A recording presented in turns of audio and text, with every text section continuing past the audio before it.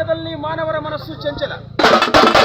ನಾನು ನನ್ನದು ನನ್ನಿಂದ ಎಂಬ ಅಂಧಕಾರ ತುಂಬಿರುವ ಈ ದೇಹವು ನಶ್ವರ. ಜಗದ್ರಕ್ಷಕನೊಬ್ಬನೇ ನಿತ್ಯ ಸತ್ಯ ಎಂತೆಂಬುದಾಗಿ ಅಲ್ಲದೆ ಅಪ್ಪರೆ ದೇವ ಭಲ್ಲರೆ ರುದ್ರ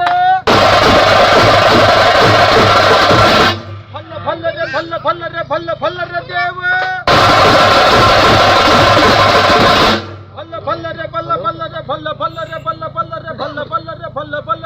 ಬಲ್ಲರೆ ಶಂಭುವೆ